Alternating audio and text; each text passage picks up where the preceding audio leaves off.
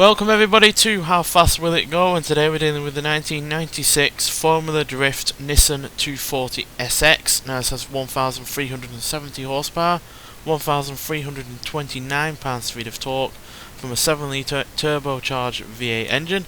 The car itself now weighs only 2,891 pounds, now has all-wheel drive, and it can do 0 to 60 in 1.509 seconds and 0 to 100 in 2.847 seconds. So we've had a few Formula Drift vehicles out on this series so far, but they've been wildly different.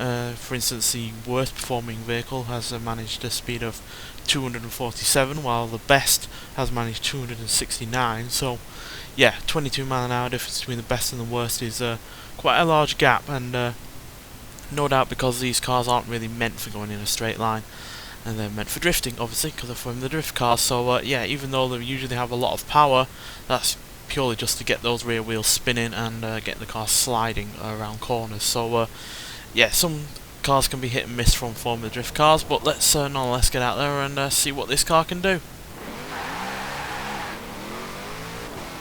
Another reason why we have all-wheel drive, not just to deal with the extra power, but also to deal with the fact that this car is set up to slide around, so that all-wheel drive can restrict that setup in some way, stop it sliding too much. First 245, oh, hit the back of a Mustang there, did not see that. There's 250, 255, 8, 260, 261, 261 before they hit the corner there, which is about the middle of what these cars are capable of doing, to be honest. Certainly on the slightly higher side, certainly a lot quicker than the Ferrari 599 Formula Drift car, which is the one that managed only 247.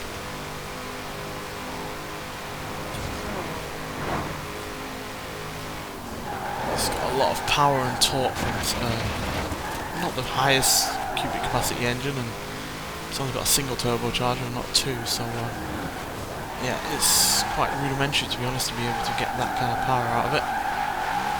Yeah, this is what this car's really meant for doing. Even with the all-wheel drive, it's still able to slide around fairly convincingly. Let's get onto the other side of the motorway and see if we can do any better than what we did on the other side. Certainly extremely quick in terms of acceleration. Probably one of the fastest cars that we've ever had on this series that's managed to get to 60 in less than 2 seconds.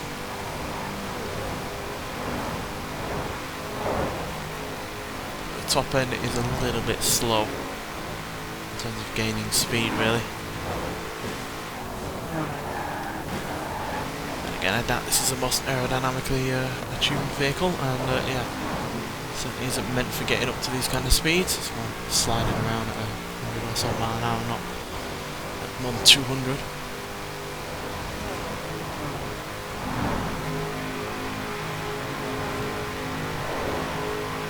Looking like 261 is going to be our final top speed. We don't really have any space left, to be honest.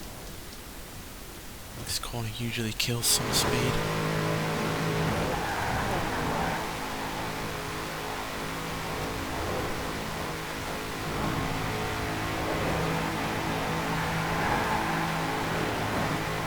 There we go though, 261 mile an hour, so far from the worst Formula Drift vehicle that we've had on this series.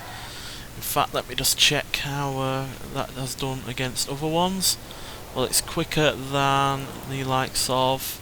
Well, it's 8 mile an hour behind the Nissan 370Z, which is the fastest one that we've had. And it's 2 mile an hour behind the Chevrolet Corvette, but it is quicker than the Dodge Viper SRT10 and the Formula Drift Ferrari 599 GTB Fiorano, which, like I said, only managed 247 miles an hour, whereas the Dodge Viper managed 255, so it's quicker than both of those. And it's also managed to match the likes of an Alfa Romeo 155 Q4, BMW M5, Eagle Speedster, Porsche 356C Cabriolet Emery Special, and a Mazda RX-7 GSL SE. It's beaten a Mercedes-AMG GTR, an ATS GT, a Lamborghini Huracan Performante, and a Ford GT40 Mark 1.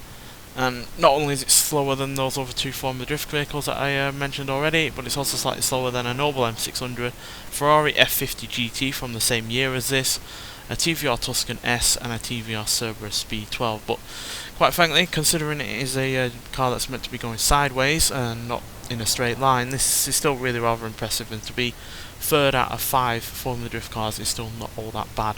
Bang in the middle, like I said earlier. So yeah, but still, it managed to gain speed reasonably well. Its acceleration to 60 to 100 is mightily impressive, but as soon as we got to about 240 it was slowing down a fair old bit, which is what hindered it at the end of the day.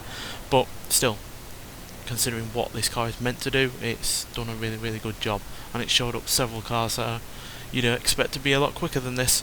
Nonetheless, thanks for watching, and I'll see you in the next one. Bye.